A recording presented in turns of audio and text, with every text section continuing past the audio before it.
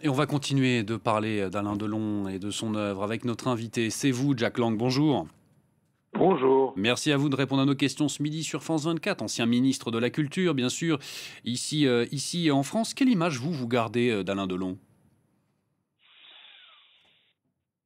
C'est l'image d'une personnalité hors norme. Euh, c'est le plus beau visage du cinéma français. Hmm. Avec son regard métallique, son sourire félin, il a envoûté des générations entières de spectateurs. Et partout dans le monde, je dis bien partout, il incarne la France, une idée du talent, de la création, de la beauté. Et vous l'avez vous-même rappelé à l'instant, sa carrière est éblouissante. Il vivait à 100 à l'heure, tournait avec les plus grands, Visconti pour Rocco et ses frères, ou le Guépard, Melville pour le Samouraï. Il était en quelque sorte le James Dean français, à la beauté diabolique. C'était une bête de scène. Il attirait la caméra et la caméra l'attirait. Et on a eu raison de rappeler à l'instant que non seulement il a été un grand acteur de cinéma, mais aussi un acteur de théâtre. Et j'ai eu le bonheur de l'entreapercevoir, ou de l'apercevoir plutôt, à plusieurs reprises sur la scène. Et puis, au-delà de l'acteur, du personnage iconique, du monstre sacré, il y avait l'Alain Delon intime. Bon, à l'instant, on évoque les disputes, sans doute elles ont existé. On évoque peut-être des propos extrémistes. Mais pour l'avoir connu pendant une vingtaine d'années, je veux dire que au-delà de ces opinions portées à la hache sur telle ou telle personne, sur tel ou tel parti, il était d'abord une passion, une tendresse, un amour de la vie, des choses et de la beauté. Et ce fait que nous n'appartenions pas à la même philosophie politique. Je suis toujours de gauche, il était plutôt porté vers la droite ou même la droite extrême. Néanmoins, nous avons tissé des relations, je dirais, amicales, confiantes, j'ose dire fraternelles. Il était très ami de ma fille Valérie, qui était actrice de théâtre. Et tout à l'heure, ma femme Monique me rappelait une chose qui l'avait beaucoup touchée. C'est au moment des funérailles de ma fille, Alain va vers elle et lui dit à l'oreille: vous savez, Monique, je la rejoindrai bientôt là-haut et ensemble, nous jouerons à nouveau du théâtre. C'était du Alain Delon craché.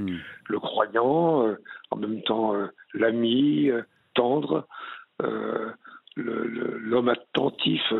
Bon, il n'était pas que cela. Je n'oublie pas, je ne peux pas ignorer le reste.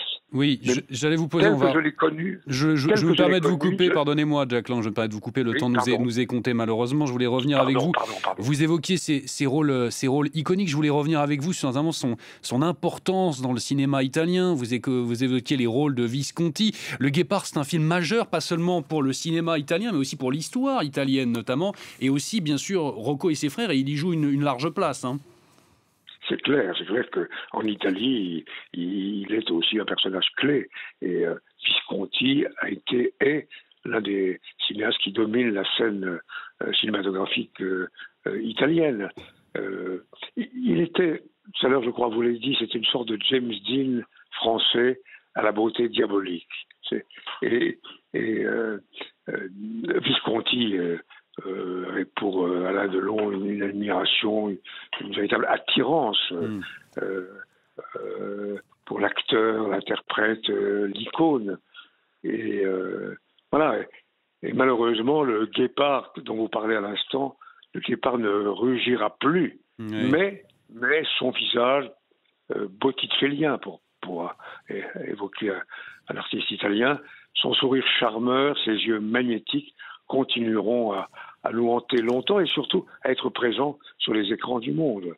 Et le mythe Delon, à l'éclat unique, résistera, je pense, à jamais au temps qui passe. Un dernier mot avec vous, Jack Lang, sur une comparaison qu'on fait souvent entre ces deux monstres du cinéma français, Alain Delon qui vient de disparaître donc, et Jean-Paul Belmondo notamment. Alain Delon, c'était pas vraiment un acteur de la nouvelle vague, hein, comme a pu l'être Jean-Paul Belmondo. Quelle place il va garder selon vous dans le cœur des Français? On évoquait aussi les polémiques, ses prises de position très controversées, sa proximité avec l'extrême droite. Est-ce que du coup, ça le mettra un petit peu en retrait de Jean-Paul Belmondo, qui était un acteur finalement plus consensuel?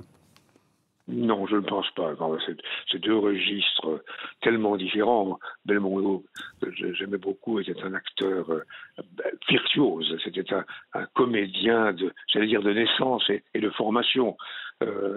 C'était un type d'exception aussi. Mais ce sont deux registres tellement différents. Gardons Belmondo et Alain Delon. Et je ne veux pas parler des vivants parce qu'il y en a quelques autres encore qui, j'espère, resteront longtemps parmi nous, qui sont eux aussi des monstres sacrés. Et ce sera le mot de la fin. Merci à vous, Jack Lang, d'avoir répondu à nos questions ce midi sur France 24. Merci à vous.